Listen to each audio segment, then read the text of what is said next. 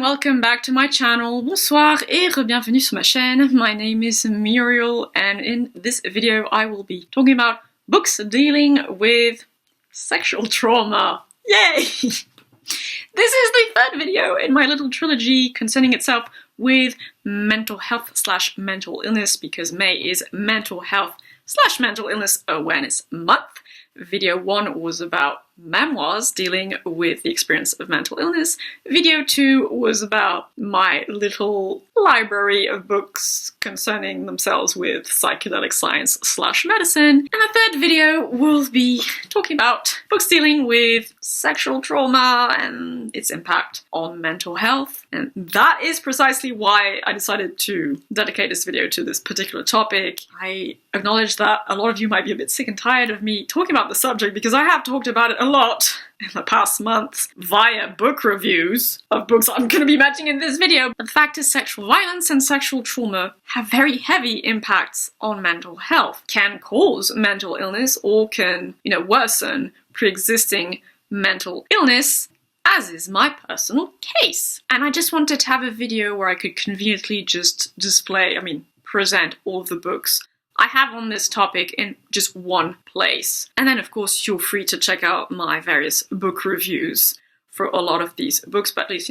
this is a good little reference spot, I guess. Because all of the books I'm going to be talking about have been mentioned previously, whether in a monthly reading wrap-up or a dedicated book review, so there are no new books here, if you will. Like, my previous 2 videos featured a lot of books which I'd never talked about before, but this won't be the case with this one, so just so you're aware. So first, I'll mention Les violences sexuelles, 40 questions-réponses by le docteur Muriel Salmona. So I mentioned this, I think, in my 2020 September reading wrap-up, perhaps. This is a very interesting, very informative book about the subject of sexual violence and trauma resulting from sexual violence. Specifically, I'd say actually, traumatic dissociation. She does talk a lot about that specifically in this book. It addresses a lot of common myths and misconceptions about sexual violence and its impacts on mental health and also physical health. I did enjoy the fact that the author has a relatively radical feminist stance, is fairly critical of pornography and prostitution, or at least, acknowledges the violence that is oftentimes present in those fields, I guess. You're free to disagree with that position, of course, but I like the genuineness of it, I guess. The author had a position and wasn't afraid to argue from said position. But otherwise, it's just generally a very interesting book, a good resource on the subject. Then I'll talk about the 2 novels which I find relevant to this topic. So yeah, they're novels, they're fiction, but they deal directly with a certain type of sexual violence, sexual and emotional violence, and the aftermath it leaves the victim with and how that affects their mental health or, mental illness, whichever the case may be. You'll be familiar with these books because I've talked at length about both of them. So first we have My Dark Vanessa by Kate Elizabeth Russell. Are you sick and tired of this yet?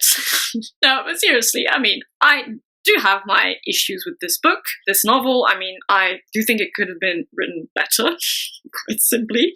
I do think the character work could have been, deeper and more fleshed out.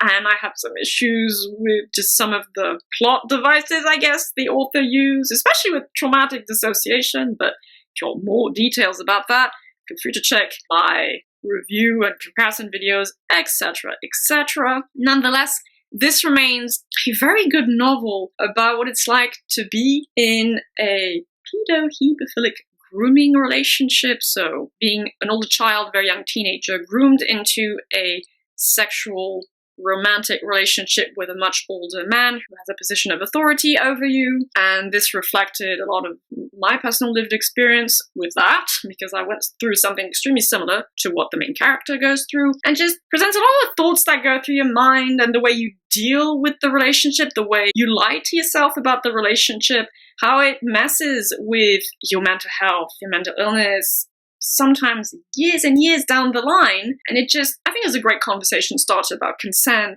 about informed consent, about abuses of power, abuses of authority, exploiting vulnerable young people. I mean, in this case, young women, but it's applicable to all young people, I think, especially young people who are particularly vulnerable psychologically speaking, because the main character kind of has issues with depression, very low self-esteem, and things like that. In that respect, it's a very good novel about the subject. And I think it has the potential to be very cathartic and help people like me along with their thoughts about these kinds of experiences. I'd be lying if I said my realization of what happened to me as being wrong, as being rape, as being abusive, had nothing to do with me reading this novel. It helped me along the way, though that also means it has the potential to be triggering and quite painful to read if you're just not there yet.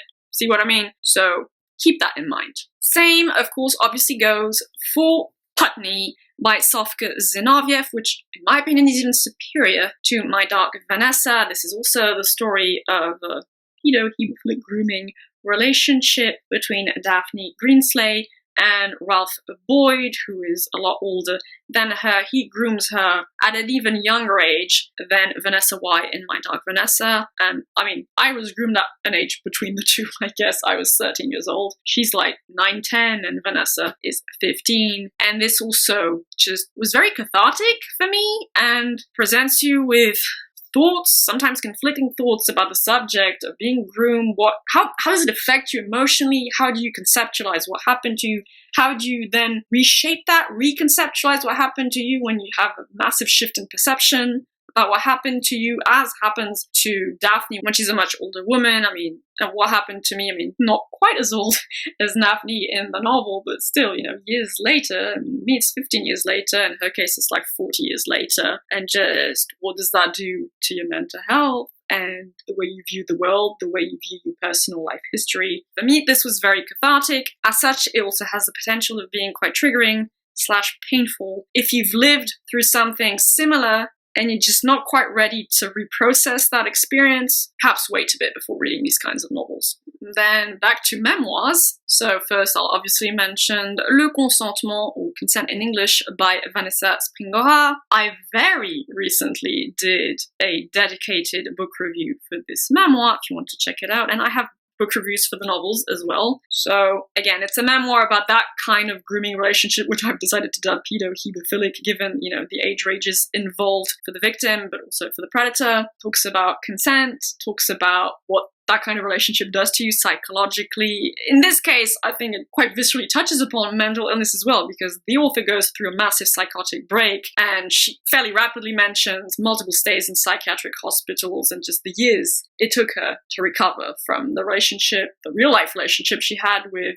author Gabriel Matzneff, who is thankfully now on trial for promotion of pedophilia in writing. There is some justice in the world sometimes. It's also interesting in the sense that it talks about the wider social cultural context of like the 60s and 70s, where there was this really creepy pro-pedophilia movement going on, and it gathered a fair bit of steam, but thankfully that did not last. I had my issues with it. If you want to hear more, feel free to check my review, but I would still definitely recommend this. And then finally, to graphic memoirs, I have also a dedicated book review for both of these, so it's a dual book review if you want to check it out. So we have Speak by Laurie, Halse, illustrated by Emily Carroll, and Unbecoming, written and illustrated by Una. Both of these have to do with sexual violence, obviously, given the theme of this video. Speak specifically is a novelized telling of the author's experience being raped at the age of 13 by an older high school student, and how that massively fucks her mental health. There is direct discussion of post-traumatic depression, of